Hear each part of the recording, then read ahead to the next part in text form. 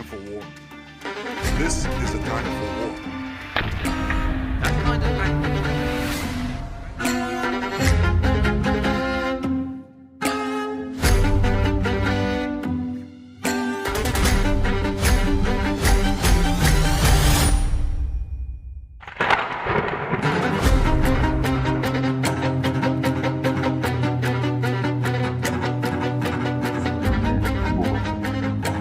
Aš jums tai pasakiau, kad nepasipiktintumėte.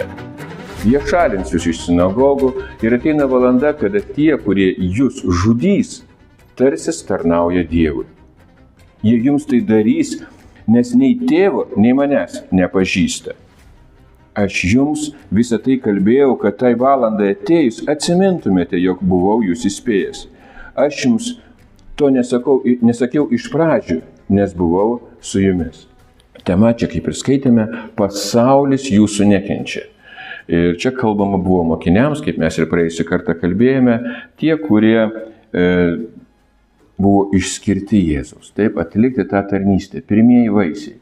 Bet visi kiti nekentė. Tai reiškia, netgi žydai, didžioji tiesiog dalis viso Izraelio tuometinio nekentė Jėzus. Ir kodėl tas judaistinis pasaulis, kuris turėjo sandarą su Dievu, nekentė Jėzus. Nekentė pranašų, kaip mes prieš tai skaitėme, ne? Jie persekiojo ir žudė pranašus, o toliau ir apaštalus. Ir šiandien, jeigu gerai, mes čia žiūrime apie tos apaštalus, apie tą laikotarpį, bet kaip šiandien su neapykanta? Bet ar mes būnam, kad nekenčiam ko nors? Ne? Tikintis žmogus jau neturi šitą. Taip, jis turi Dievo karalystę, jis mėgaujasi Dievu. O neapykanta, kai mes čia kalbam apie Jėzaus laikus, buvo žinoma ir anksčiau. Neapykanta prasidėjo nuo Edeno sodo. Kainas nužudė Abelį. Kodėl nužudė? Ir mes matome, net raštas sako, kodėl. Todėl, kad viduje nebuvo santykio su Dievu, viduje nebuvo pasitenkinimo. Ir nors jis atlikinėjo religinį ritualą, bet nužudymas atėjo tik į pasekmė. Pradžia šitos neapykantos ir buvo tai, kad priešinimasis. Ir pasižiūrėkite pačią pradžią, tą mūsų pranašystę, kuri pasakyta Gyvatėje. Pradžios knyga, 3 skyrius, 15 eilutė. Ir čia Gyvatėje buvo toks prakeikimas, pasakytas. Aš sukelsiu priešiškumą tarp tavęs ir moters, tarp tavo sėklos ir moters sėklos, jis sutrins tau galvą, o tu gelsi jai į kulnį. Tai reiškia Gyvatė gels kažkam į kulnį. Apie ką čia kalbama? Mes žinom, kad Marijai gimė Jėzus. Taip? Ir išsipildė šitą pranašystę tik visi beveik krikščionys. Beveik visas pasaulis, ne? Reiškia tas, ir čia kaip dar pati pradžia, aš sukelsiu priešiškumą tarp tavęs, tai reiškia Gyvatė, šėtonas velnias, kuris vadinamas, per visą Bibliją. Ir dabar Jėzus Kristus ateina ta sėkla. Jokūbas, Abromas, Izokas, Jokūbas ir iš jo giminės, iš tos sėklos per Dovydą gimsta Mesijas, ateina į šitą žemę. Jis miršta ant kryžiaus. Jisai prisikelia. Pranašystės išsipildomas. Sugriauta vergystė. Įvyko Dievo karalystės realizacija, apie ką kalbėjo Jėzus per visas evangelijas. Bet dabar žiūrėkite, ar su neapykanta išsisprendė problemos? Šiandien, ar ne? Todėl, ką reiškia Dievo karalystė? Realizavosi Dievo karalystė, net atėjo dabar. Teisumas, ramybė ir džiaugsmas. Ir mes visi tai gerai žinome, bet supraskite, kodėl žmogus nekenčia, čia lygiai tas pas ir pasakyta. Turi savo teisumą, neturi Dievo teisumo, tu būsi nepatenkintas. Bus tas išdidumas, nebus ramybės. O ramybė tai yra ramybė taika su Dievu. Jinai įvyko per Kristų. Taip, ir džiaugsmas. Kodėl žmonės nepatenkinti, ne? Ir tas pasitenkinimas yra Kristuje. Jis viską padarė, kad mes dabar turėtume tai. Ir pasižiūrėkite, kaip mes ir pradėjom skaityti Jono Evangeliją, 15 skyrius, taip? 20 eilutė. Atsiminkite žodžius, kuriuos jums sakiau. Tarnas nedidesnis už savo šeimininką.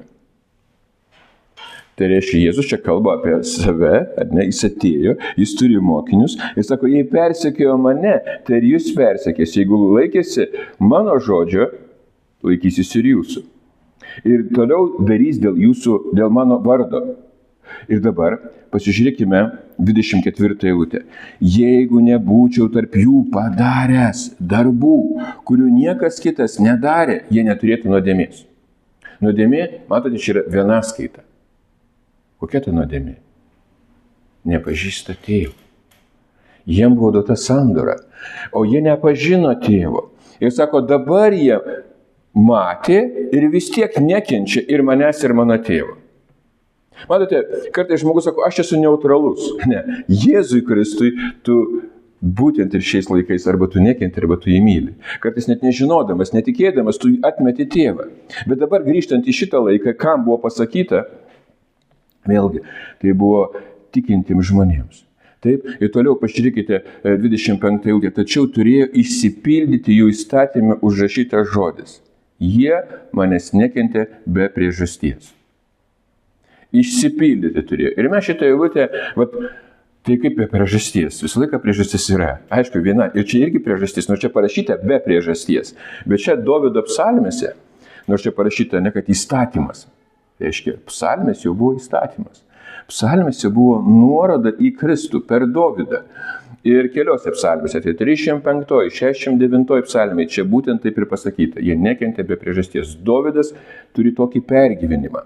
Bet dabar žiūrėkite, 109 psalmė.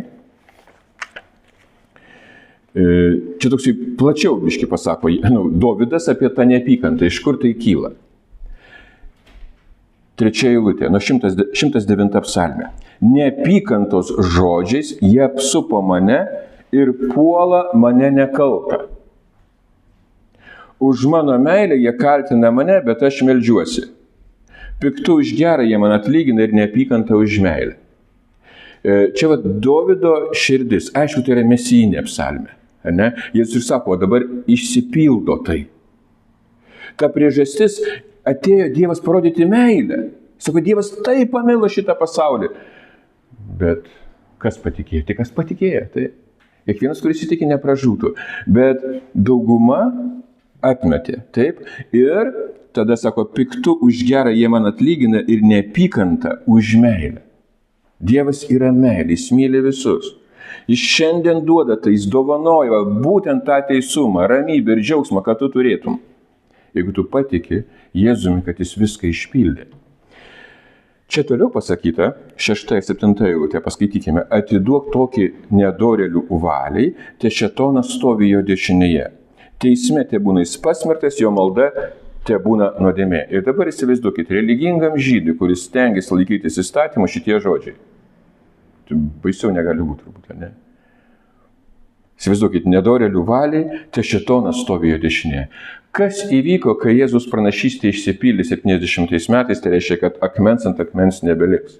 Jo žodžiai, tas senas sandora, tas judaizmas, kuris laikėsi šventyklos, kuris laikėsi visų tų atributų, tų dalykų, ar ne, Jeruzalė šventas miestas, o Jėzus sako, Jeruzalė, Jeruzalė, tu persiekė, tu žudai. Ir čia ir sako dabar, atiduot nedorėlių valiai. Kas buvo atiduotas nedorėlių valiai? Būtent tuometinis Izraelis. Ir šėtonas stovi jo dešinėje. Kas yra šėtonas? Taip, mes žinom, šėtonas tai yra priešininkas.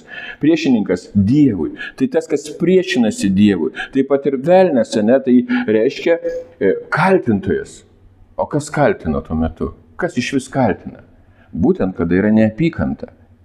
Ir teisme te būna jis pasmerktas, jo malda, te būna nuodėmė. Įsivaizduokite, malda, o žydai ką daro, jie visą laiką meldėsi tuo metu. Ar ne, jeigu mes žinom istoriją, tai jie ten apie maldą, Kalno pamoksle labai daug pasakyta. Bet sako, tai yra nuodėmė, pati malda. Ir šiandien, kai žmonės sako, taigi taip, aš žinau, kas yra tiesa, nes aš labai daug meldžiuosi. Čia dar nerodiklis.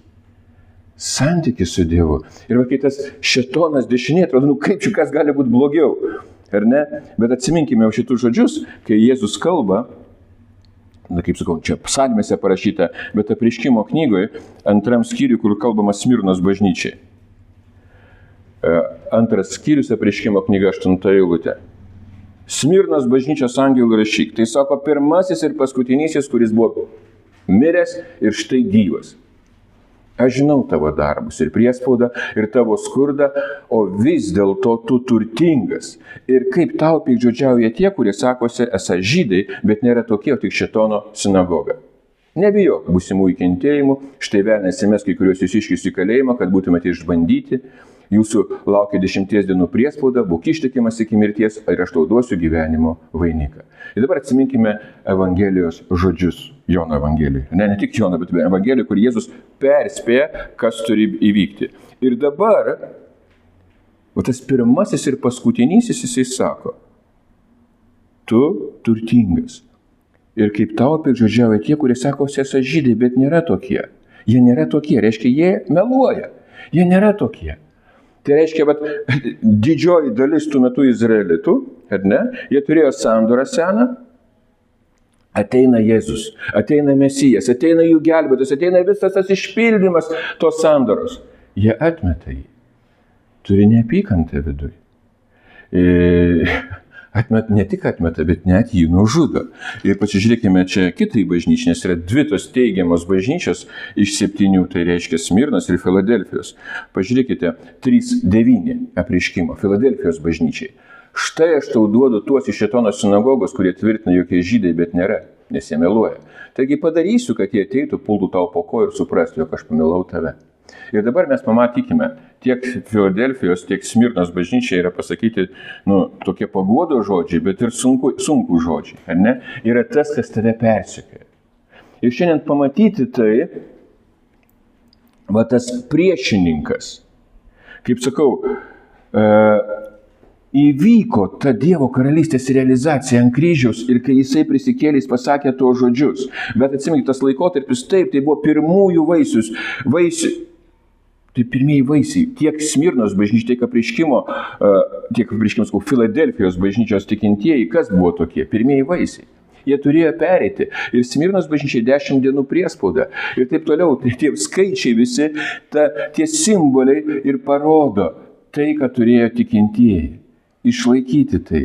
Tai buvo tas laikas. Bet supraskite, šiandien, ir mes gal taip, daug kas tikėjo tuo, kaip ir rašto žinovai, vadinami teologų, tokia yra problema. Izraelis, tai reiškia žydai ir išrinktoji amžinoji tauta. Čia taip sako švento rašto aiškintojai šiuolaikiniai.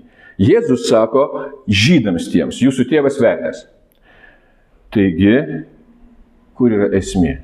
Kur problema? Ir mes matome taip, kuo tikėti. Ir pažiūrėkime šitas eilutės.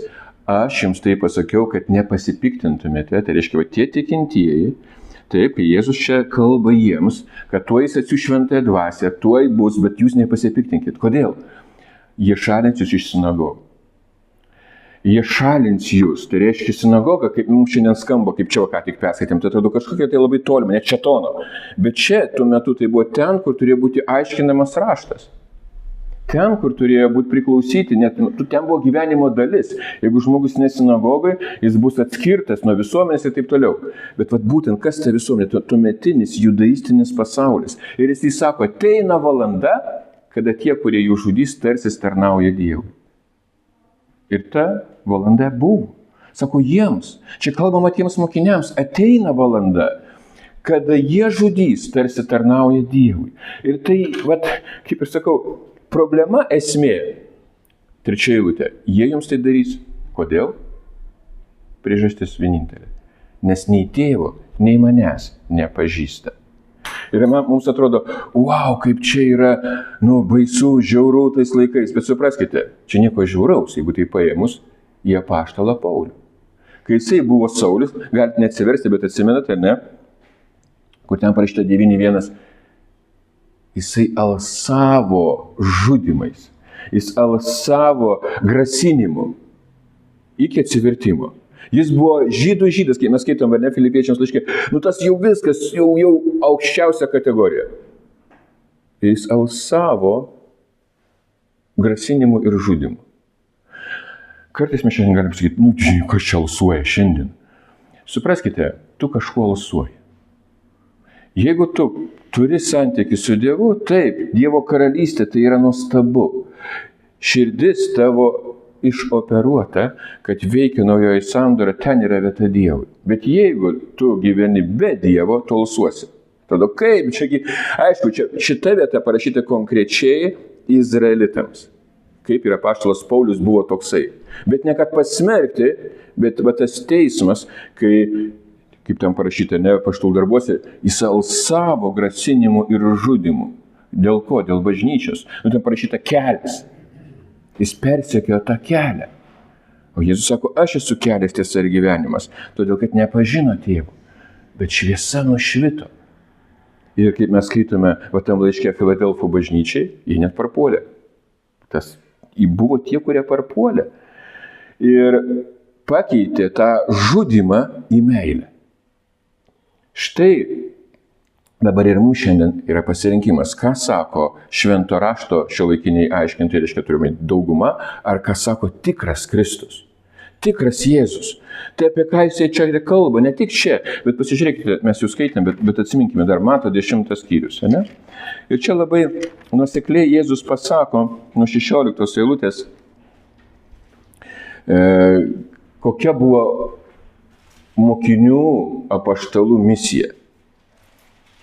10-16 Mato Evangelija. Štai aš siunčiu jūs kaip avis tarp vilkų. Todėl būkite gudrūs kaip žalčiai ir neklastingi kaip balandžiai. Matote, pas šitus žmonės jau nėra neapykantos.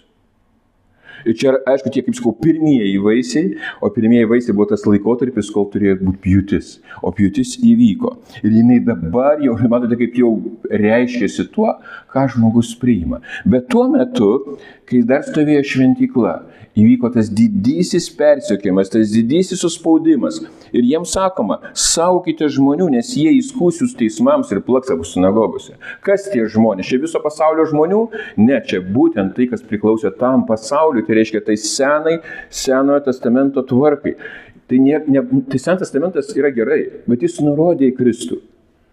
Jėzus atėjo duoti naują testamentą, tai reiškia, kad žmogus turėtų būtent Dievo karalystę jau savyje. Ir čia toliau pasakyta, jūs būsite dėl manęs vedžiojami pas valdytojus. 18 eilutė. Ir karalius liudyti jiems ir pagonims.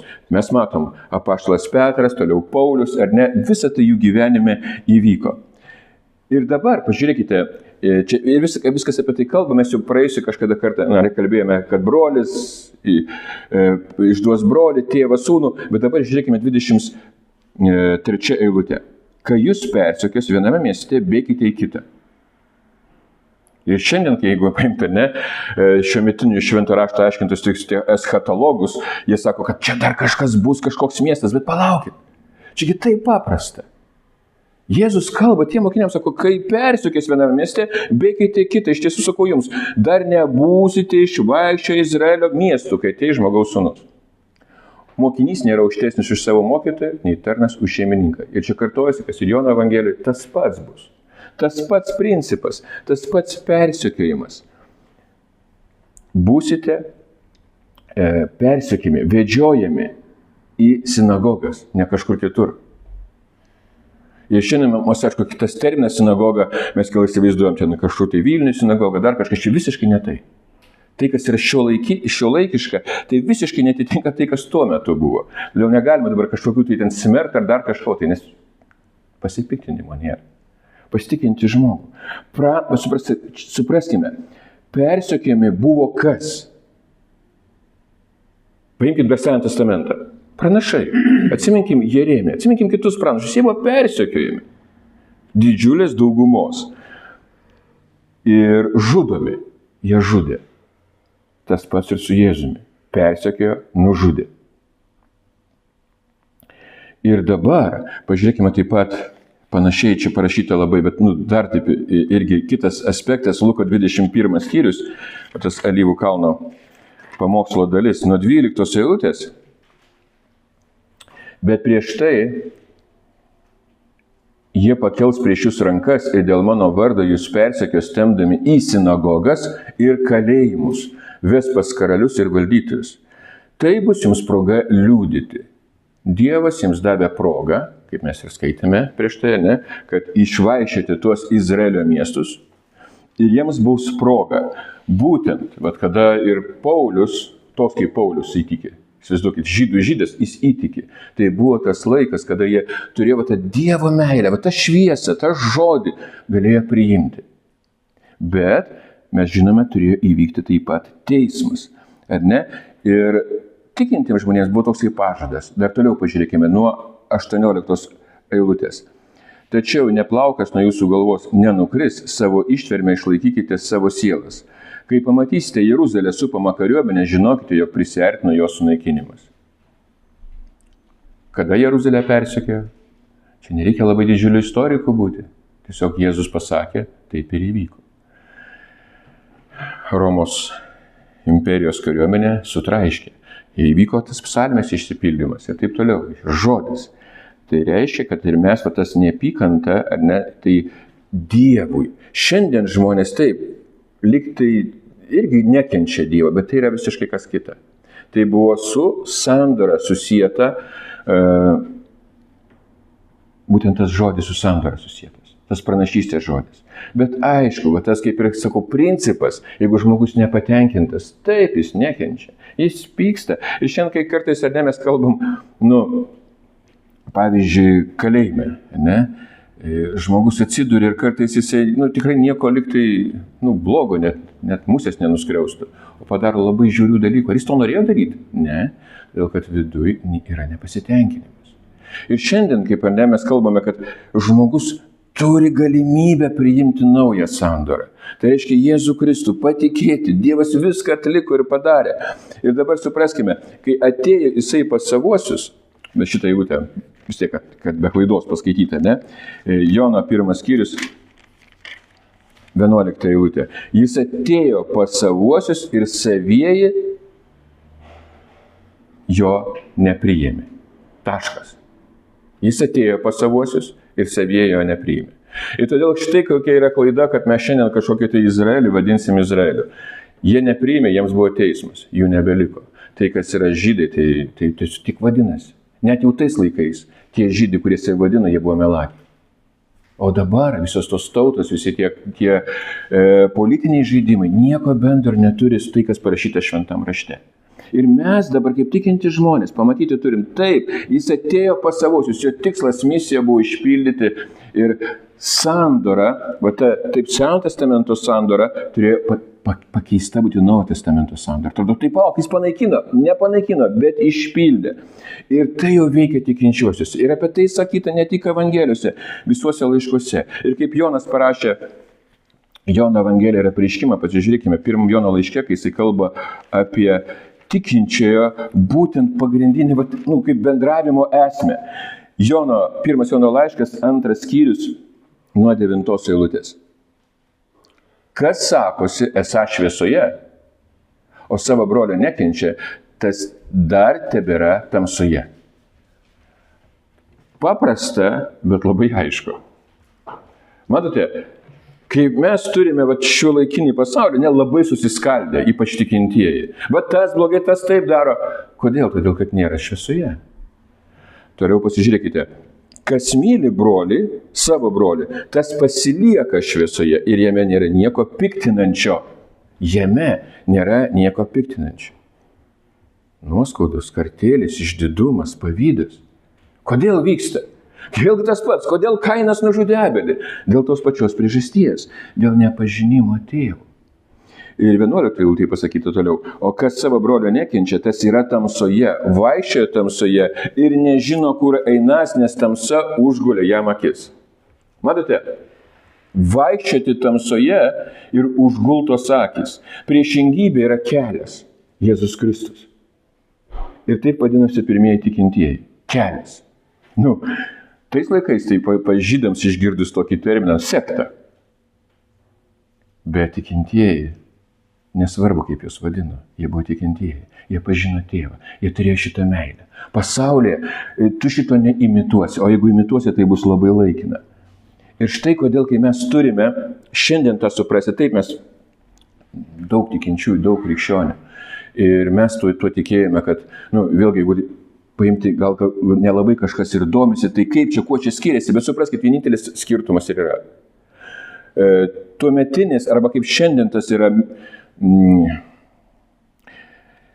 krikščioniškasis sionizmas. Žiauriai skamba. Bet taip mes tikėjome, ne? Esmė kokia? Planas A. Jėzus atėjo kaip šviesa. Jo nepriėmė žydai. Nepavyko kažkas. Jis ne viską atliko. Tada reiškia planas B. Planas B yra bažnyčia. Bažnyčia turi čia funkcionuoti, kol jinai bus paimta. Ir toliau tas planas B, Jėzus dar kartą ateis ir tada jį priims. Čia vėlgi sakau, taip sako, taip vadinamas krikščioniškas sionizmas. Ką Jėzus sako? Jėzus viską išpildė. Suprantat, nes jeigu tas planas... Gerai, įsivaizduokit, bet kodėl čia? Esmė karalystės koncepcijų, kaip mes ją suprantam. Ta karalystė, kad planas B, tai reiškia taip, ateis Jėzus dar kartą ir tada jau jisai visus tos blogiečius, nedorelius pastatys į vietą. Nubaus. Ir valdys tada jau Izraelis su visa jėga, būtent militaristiniu būdu. Kuo skiriasi nuo to laikmečio žydų, kurie persekiojo Jėzų? Niekuo. Ta pati mintis. Tikintis žmogus jau turi santykį su Dievu. Tas nereikia plano B. Jis yra alfa ir omega, o ne A ir B. Jis omega, jis užbaigė, jis įvykdė. Ką sako Jėzus ir ką sako, šis požiūris raudonų čia biščiai gal skiriasi. Ne, tai labai skiriasi. Matote, kaip ir sakau, tas požiūris, kad yra tas planas B ir parodo, kad taip, dar aš turiu kažko tai laukti ir pastatyti kažką į vietą. Štai kodėl ir yra skirtingi požiūrį į karalystę, bet jie nėra, jie buvo. Suprantat, buvo, kai vaikščiojo Jėzus.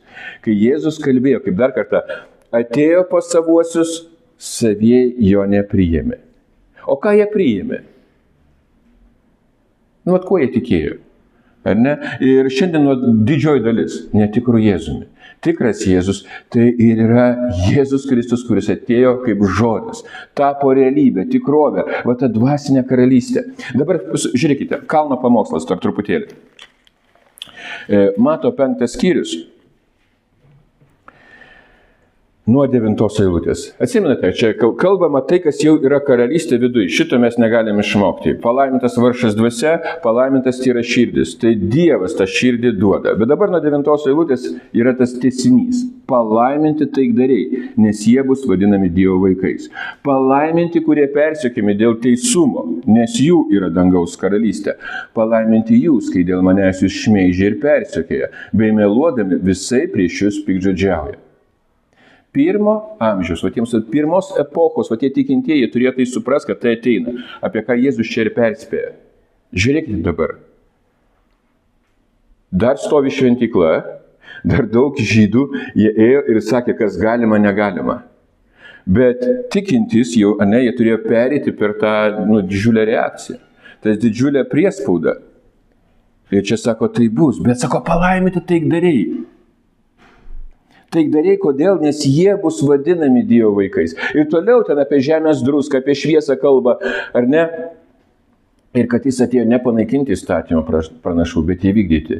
Ir dabar žiūrėkite. 20 eilutė. Tai sakau jums, jeigu jūsų teisumas nepranauks rašto žinovo ir fariziejų teisumą, neįsti Dievo karalystę. Taškas, bet mintis nesibaigia. Toliau, jūs girdėjote, kad protėviams buvo pasakyta, nežudyk, o kas nužudė, tas turėtų atsakyti teisme.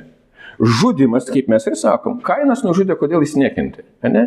Ir visas tas įstatymas buvo duotas taip, bet ne tam, kad galima, negalima. O negalima žudyti. Esmė ne čia. Pažiūrėkime toliau. O aš jums sakau, kas pyksta ant savo brolio, turės atsakyti teisme. Kas sako, savo broliui pusgalvį turės stoti prieš Sinedrioną, o kas sako beprotį, tai smertinas į pragaro ugnį. Tai kas ta ugnis ir kada tas Sinedrionas? Supraskime dabar, kam čia buvo kalbama žydams.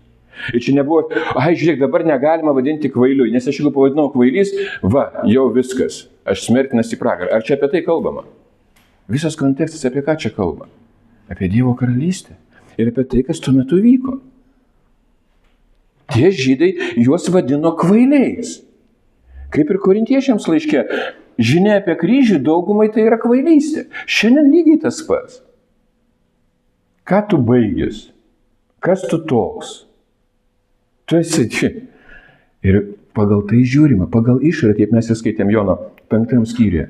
Bet dabar Kristus būtent ir sako čia, pyksta ant savo brolio. Pyksta, reiškia, tu, vis dėlto, man jis nepatinka. Kodėl? Priežastis kodėl? Ir jau giliai pasižiūrėti, prisipažinti tiesai. Ar pažįsti tėvą?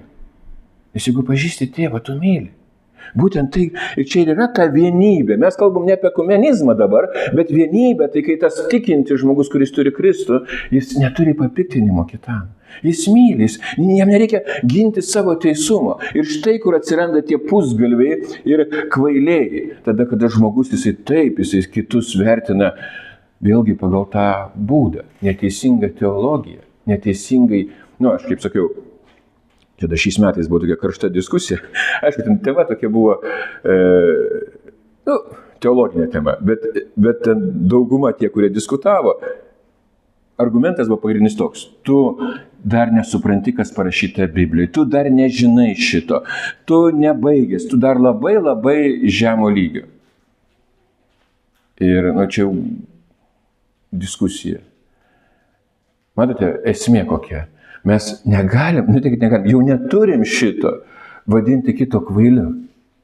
Jisai taip nesupranta dar. Ne, tu matai visą tą planą Dievo, koks jis yra nuostabus. Jisai dovanoja tą meilę, jis dovanoja tai, kas yra kalno pamoksle, ne teorija, ne tik, kaip sakiau, moralas kažkoks, aš dabar turėsiu tą moralą ir moralizuosiu. Ne, tai yra gyvenimo nuostata, tai yra tas tikras motyvas. Ir kai mes kalbam šitą naują sandorą, jinai jau buvo atskleista Abraomui, kuris laukia to naujo miesto. Izokas, Jokūbas. Toliau mes matom per visą tą liniją Dovydas ir Mesijas. Ir štai Jėzus Mesijas atėjo pakeisti Seno testamento epochą į Naujo testamento epochą. Nesunaikinti įstatymą, bet išpildyti. Kaip vėlgi sakau, Seno testamento metu, jeigu mes pamatysime, visada buvo likutis. Visada buvo likutis. Ir jau kai ateina Jėzus, tas pats likutis yra. Tik tai aišku, jau naujosios sandoros metu, bet jis yra likutis. Bet žiūrėkite, visą laiką ta dauguma persekio tą likutį. Žodis likutis tai yra kas? Keli procentai. Ar nežinau, ten gal 10, bet vis tiek tai nedidelė. Bet dauguma, tai kas priklausė tą judaistiniai sistemai, jie persekiojo likutį. Bet štai čia kodėl ir yra, kai mes tai žiūrime, tai ir ar šiandien dauguma nežudo pranašų, apaštalų, mesijų. Mes žinom, kad tai įvyko. Šiandien to nevyksta, bet supraskite, principas pasipiktinimo. Jo, vyksta. Žiūrėkite, kai mes šiandien turbūt daugelis žmonių, mes galėtume pasakyti, taip, myliu Dievą. Tarnauju Dievui. Bet atsimenate, kai Jėzus čia pat, jisai sako, aš nepažįstu jūs. Matote, čia nepažįstu, tai kaip jisai galėjo tai pasakyti? Jis pasakė ne už save, tėvas. Pažinti tėvą, pažinti jo meilę, pažinti tai, ko jisai nori. Jis atidavė savo sūnų, Jėzų Kristų, jisai mirė, praliejo kraują, kad turėtum jau tą ramybę, turėtum taiką, viskas, išlaisvintas iš tos vergystės, iš šitos šėtono prakeikimo, tai reiškia, kad tu viskas, tu parduotas nuodėmei ir esi vergas. Ne, dabar tu turi gyvenimą. Ir štai žiūrėkite, prisiminkime dar pabaigą Jono 5 skyrių, nuo ko mes praėjusiu kartą irgi kalbėjom, bet būtent šitą temą. Kodėl tai yra labai svarbu? 39 eilutė. Jūs tyrinėjate raštus, nes manote, juose turi amžiną gyvenimą, o raštai liudija apie mane. Bet jūs nenorite ateiti pas mane, kad turėtumėte gyvenimą. Kur neapykantos problema, nepasitenkinimo? Nenorite. O Dievas ir nieko neverčia. Jis nesukūrė mūsų robotais. Tu nori. Tu pamatai Dievo meilę, priimi. Nenori. Kaip nori.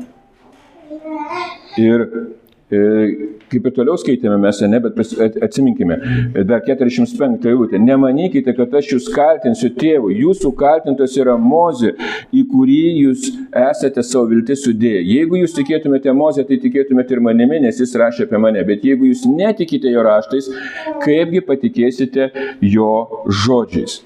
Ir dabar 8 skyriuje, taip pat Jono Evangelijai, pažiūrėkime 17 eilutę.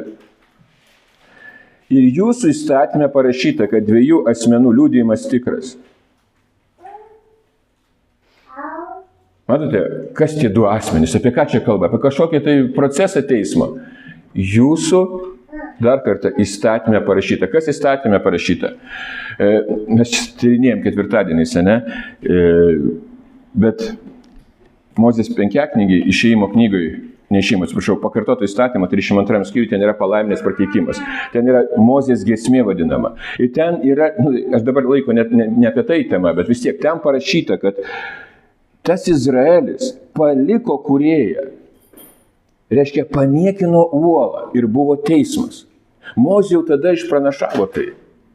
Ir todėl, va, kai čia dabar mes skaitome, toliau žiūrėkite, aš liudiju pats apie save ir apie mane liudija mane siuntęs tėvas. Jie paklausė, kur yra tavo tėvas? Jėzus atsakė, jūs nepažįstate nei manęs, nei mano tėvo, jei pažintumėte mane ir pažintumėte tėvą. Štai kur pagrindinė esmė. Nepažįsta tėvo. Šiandien, kai tu įeini būtent va tai į tėvo namus per Jėzų Kristų, o tėvas ir turi tuos namus. Jo planas ir buvo šitie namai, šitų namų statyba, netgi toj skynį, tam tabernakalį, ar ne, ir Apreiškimo knygoje, štai jau tai įvyko. Nereikia dabar kariauti, nereikia pykti, nekęsti. Dabar būtent tas laikas mylėti Kristuje. Jie jums tai darys, nes nei tėvo, nei manęs nepažįsta. Bet sekanti eilutė labai įdomi. Kai aš jums visą tai kalbėjau, kad tai valandai atėjus atsimintumėte, jog buvau jūs įspėjęs. Aš jums nesakiau iš pradžių, nes buvau su jumis. Dabar atkreipkime dėmesį. Aš jums visą tai kalbėjau, kad tai valandai atėjus. Ir va čia yra tokia, vėlgi, problema. Neatėjo dar šitą valandą. Ar atėjo? Čia buvo kalba mokiniams. Atsiminkime, taip, kada jie turėjo tai pamatyti, kada jie pamatyti ką? Kad dar net iš Izraelio nebus išvaišę, o tai ateis. Ir štai, ką mes turime, pažiūrėkite toliau, 17 skyrius, 13 eilutė. Bet dabar aš einu pas tave ir tai kalbu pasaulyje, kad jie turėtų savyje tobulą mano džiaugsmą. Čia jau Jėzus kalba ne su mokiniais, o su tėvu. Ir Jonas tai užrašo pamatyti tokią labai svarbią tiesą. Pažiūrėkite dar kartą. Aš einu pas tave ir tai kalbu pasaulyje. Kad jie turėtų savyje tobulą mano džiaugsmą. Ne dalinį džiaugsmą, bet tobulą. Toliau, aš jiems daviau tavo žodį ir pasaulis jų nekentė. Nes jie ne iš pasaulio, kaip ir aš ne iš pasaulio. Matote, iš pasaulio jis ištraukė. O kas yra pasaulis? Taip, mes žinome, kad tai yra akių geismas, kūno geismas, išdidumas. Bet tai susijęs su Izraeliu. Tai su tuo judaizmu, su ta sistema. Ir dabar toliau žiūrėkite. Aš neprašau, kad juos paimtum iš pasaulio, bet kad apsaugotum juos nuo pikto. Ir į ką mes pašaukti? Ir kai čia mes toliau kalbame, ar ne, jis sako, aš pašventinu juos. Ką žinais pašventinti reiškia? Išskirti jam, išskirti savo, į tą šlovę. Iš tai, ką mūsų Naujas Testamentas dabar jau duoda. Pažiūrėkime dar 22 eilutę. Ir tą šlovę, kurią man suteikė, daviau jiems, kad jie būtų viena, kaip mes esame viena.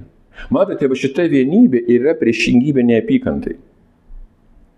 Kai mes turime žmonės tą skirstimą, ar ne, va tas netoks, va tas taip, ir nėra tos vienybės. Bet esmė ne tai, kad čia vėlgi sakau apie tą kažkokį tai kosmopolitinį ekumenizmą. Ne. Žiūrėkime, čia iš pasaulio ištraukia ir tu turi džiaugsmą taiką. Tavie nėra nieko piktinančio. Ir 23 eilutė, aš juose ir tu manyje, kad jie pasiektų tobulą vienybę ir pasaulis pažintų, jog tu mane siuntei ir pamilai juos taip, kaip myli mane. Štai koks šiandien gyvenimas. Štai ko šiandien tikintis mėgaujasi. Matydamas kitą brolį sesę, va tai yra tobula vienybė. Atrodo, kaip mes gal skirtingo charakterio, gal kažkokia nuomonė. Bet tu myli, nes nėra to piktumo. Ir štai čia, ką mes ką tik perskaitėm, ar ne, jis jau mums suteikė pilną malonę, pilnatvę. Jis mums suteikė va, būtent šitą gyvybę, bet jo nėra gyvybės. Ta gyvybė tai reiškia, aš turiu gyvenimą, savo šlovę. Kam klausimas? Kad išreikšti jį. Išreikšti. Ir čia kaip ir pasakyta, pasaulis pažinti, jog tu mane siuntei ir pamilai juos taip, kaip myli mane. Štai šiandien mes ir turime tą tėvo pažinimą. Dabar jau turime per Jėzų Kristų, kad jo pakanka, kad jis yra alfa ir omega. Ir dar kartą sakau, jis mums suteikė tą savo gyvybę. Jis mums suteikė savo nuostabią meilę. O šitą meilę, kaip sakau, meilė atėjo ir jau pažino. Kitas variantas, nepažįsti, tada kas yra neapykanta. Pastoviai būsi nepatenkintas. Nors kaip pastoviai, gali žmogus susidėti kaukę, kad viskas gerai. Ne, aš dabar apie nereikia kaukę. Jis davė pilnatvę ir tam tikslui, kad mes išreikštume jį. Tu nesi jau vienas.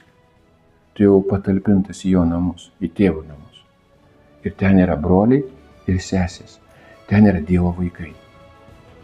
Kaip ir kalno pamoksle jie vadinami, kaip? Taikdariai. Tikri taikdariai.